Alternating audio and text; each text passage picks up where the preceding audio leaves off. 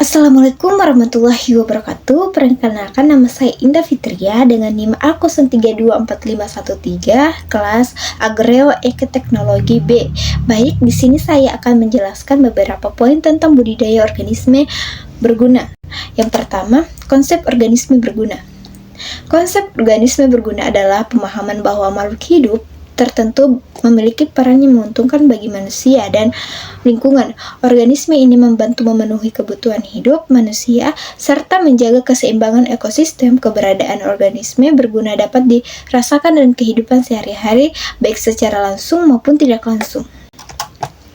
Dalam kehidupan manusia, organisme berguna berperan dalam penyediaan makanan, kesehatan, dan kelestarian lingkungan. Misalnya, tumbuhan menghasilkan oksigen yang dibutuhkan untuk bernafas dan menjadi sumber pangan. Hewan tertentu membantu proses penyerbukan dan pengendalian hama, sedangkan mikroorganisme berperan dalam penguraian sisa-sisa makhluk hidup sehingga unsur hara dapat kembali ke tanah. Selain itu, beberapa mikroorganisme juga dimanfaatkan dalam pembuatan obat, makanan fermentasi, dan membantu proses pencernaan dalam tubuh manusia. Dengan demikian, organisme berguna memiliki peranan penting dalam mendukung kelangsungan hidup dan keseimbangan alam. Tanpa keberadaan organisme tersebut, proses alam tidak akan berjalan dengan baik dan kehidupan manusia dapat terganggu. Dan kedua, ada pengelompokan serangga dan mikroorganisme sebagai organisme berguna. Pengelompokan serangga dan mikroorganisme sebagai organisme berguna didasarkan pada peran dan manfaat yang mereka berikan bagi manusia dan lingkungan. Serangga disebut sebagai organisme berguna apabila keberadaannya membantu proses alam atau kegiatan manusia, seperti dalam pertanian dan ekosistem. Contohnya, serangga penyerbuk seperti lebah dan kupu-kupu membantu proses penyerbukan tanaman sehingga meningkatkan hasil panen. Selain itu, ada serangga predator seperti kepik dan capung yang berperan pengendalian populasi hama secara alami. Dengan peran tersebut, serangga membantu menjaga keseimbangan ekosistem dan mengurangi ketergantungan manusia pada pestisida kimia. Sementara itu, mikroorganisme dikelompokkan sebagai organisme berguna karena kemampuannya melakukan proses-proses penting yang tidak dapat dilakukan oleh makhluk lain.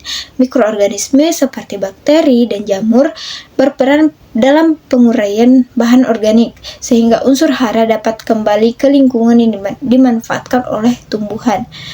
Di bidang kesehatan dan pangan, mikroorganisme dimanfaatkan dalam pembuatan makanan fermentasi seperti tempe dan yogurt, serta dalam produksi obat-obatan seperti antibiotik. Selain itu, bakteri baik dalam tubuh manusia membantu proses pencernaan dan menjaga kesehatan. Baik serangga maupun mikroorganisme digolongkan sebagai organisme berguna karenanya perannya yang mendukung kehidupan manusia dan menjaga keseimbangan alam. Peran mereka menunjukkan bahwa makhluk hidup berukuran kecil sekalipun memiliki manfaat besar bagi kelangsungan ekosistem. Ketiga, peran dan fungsi mikroorganisme berguna. Peran dan fungsi mikroorganisme berguna sangat penting dalam kehidupan manusia dan keseimbangan lingkungan. Mikroorganisme seperti bakteri, jamur, dan alga berperan sebagai pengurai yang mencegah sisa-sisa makhluk hidup menjadi zat sederhana, sehingga unsur hara dapat kembali ke tanah dan dimanfaatkan oleh tumbuhan. Proses ini membantu menjaga kesuburan tanah dan kelangsungan siklus di materi alam. Tanpa mikroorganisme, pemumpukan bahan organik akan mengganggu keseimbangan ekosistem. Selain itu, mikroorganisme berguna banyak dimanfaatkan dalam bidang pangan dan kesehatan dalam kehidupan sehari-hari. Mikroorganisme digunakan dalam proses fermentasi untuk menghasilkan makanan dan minuman seperti tempe, yogurt, dan keju.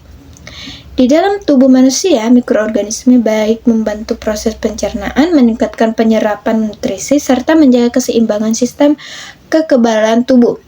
Dalam bidang kesehatan, beberapa mikroorganisme dimanfaatkan untuk menghasilkan obat-obatan seperti antibiotik dan vaksin.